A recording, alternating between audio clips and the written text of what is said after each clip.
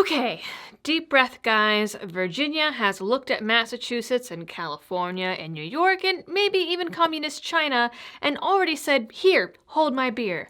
Now, Virginia is saying, "Here, hold the whole 30 rack." While simultaneously calling gun owners children on a hot mic and accusing them of being mentally ill, but more about that later. In case you're just now stumbling into this whole situation, you should really check out my other videos on this to get caught up, and I'll link the playlist up here and in the description.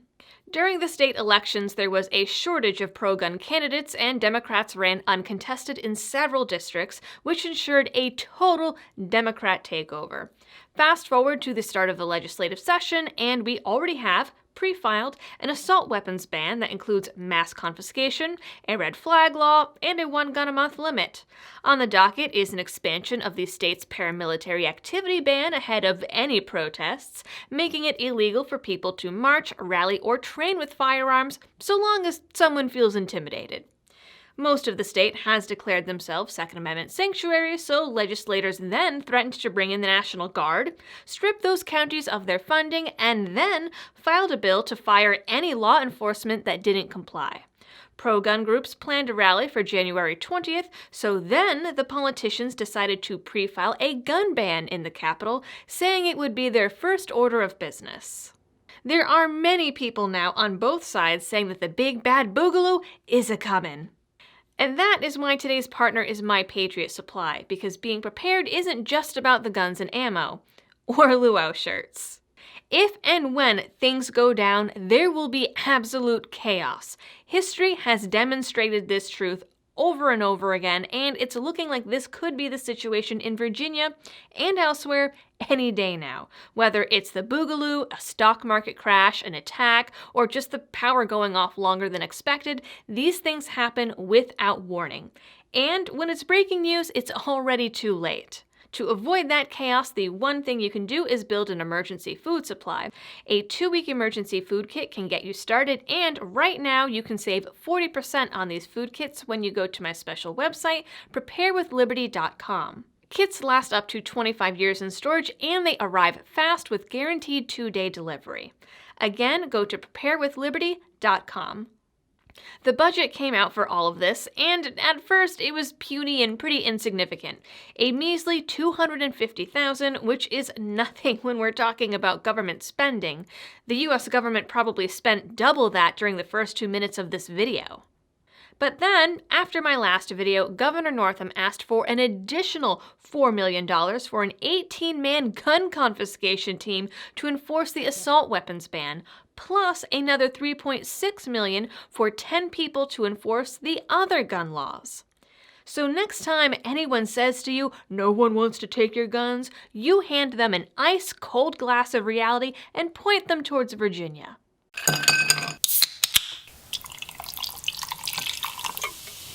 But wait, there's more. We've got a new wave of bills now that the legislative session has started. What could these politicians possibly have left to ban, you might ask? And the answer is gun ranges, of course. House Bill 567 was just introduced on Monday and adds a completely new crime to Virginia's Miscellaneous Offenses Code: owning or attending a privately owned range. And not just private as in your friend Joe that has a range in his backyard. Private as in anything not owned by the state. According to the bill, it is unlawful to operate an indoor shooting range in any building not owned or leased by the Commonwealth or the federal government unless 1. Fewer than 50 employees work in the building, or 2. A. At least 90% of the users of the indoor shooting range are law enforcement officers. Or, drumroll please, B. The indoor shooting range maintains a log of each user's name, phone number, address, and the law enforcement agency where such user is employed, and C. The indoor shooting range verifies each user's identity and address by requiring all users to present a government-issued photo identification card. You gotta be f***ing kidding.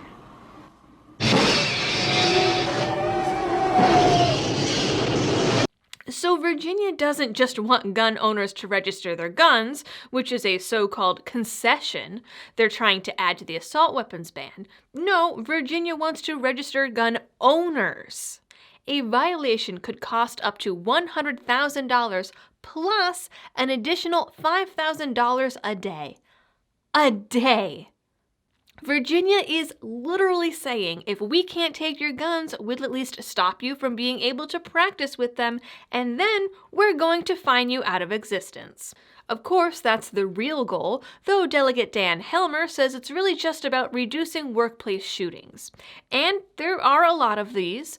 So many, in fact, that I could find 0 reports of workplace shootings at gun ranges in Virginia, or even in buildings that happen to house gun ranges.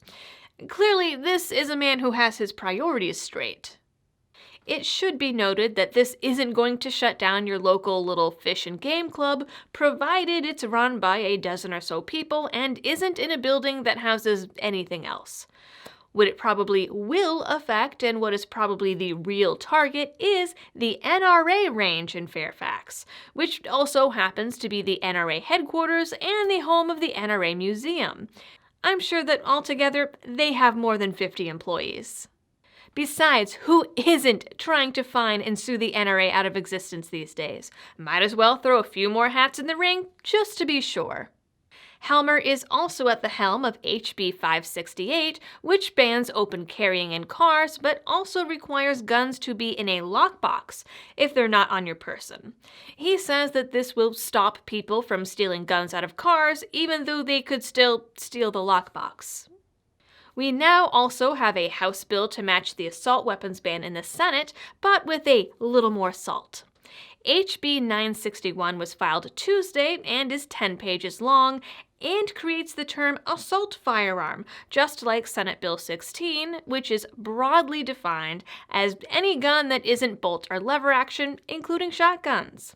But 961 takes it another step further, where Saslaw, the creator of SB 16, said he'd consider a grandfather clause. 961 gives gun owners a 1-year grace period to forfeit their guns unless they apply for a special new assault firearm permit.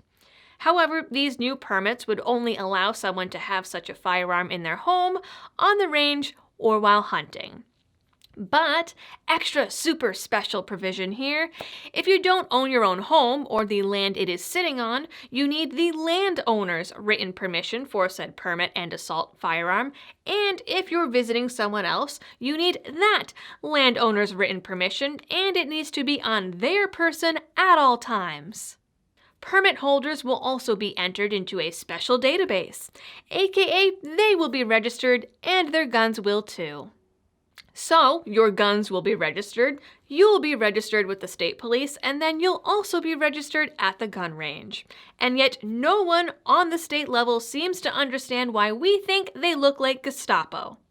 But Senator Dave Marsden and Eileen Fillercorn, who you might remember from a previous video as the new Virginia House Speaker who likes to rub elbows with Hillary Clinton, were caught on a hot mic just last week suggesting that gun owners are tantruming children prone to bouts of violence.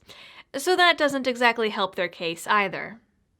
It's hard to hear, but Marsden asks Fillercorn if she's going to stick around for the 10 o'clock gun nuts, calls gun owners children, and then assures her that if politicians just ignore them, they'll go away. You gotta stick around for the 25 gun guys. I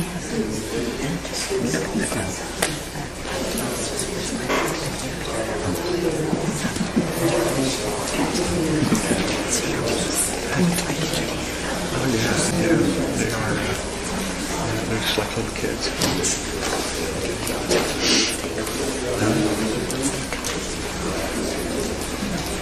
As long as we just don't respond to them.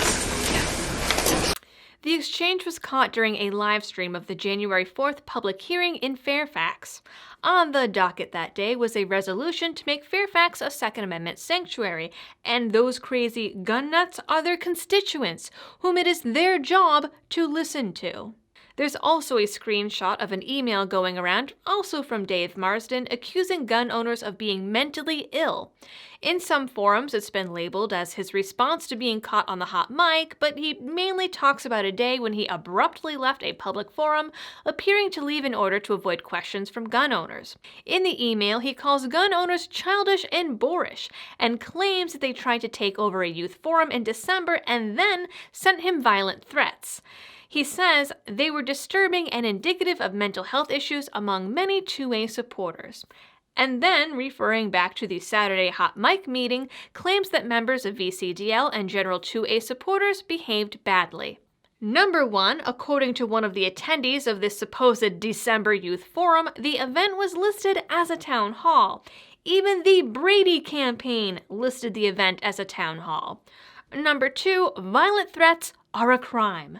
I'm sure politicians get them on a regular basis and handle them accordingly. Even so, threats and so-called obscene text messages are not okay and not appropriate behavior. And yet there are no reports, police or otherwise, about this actually happening.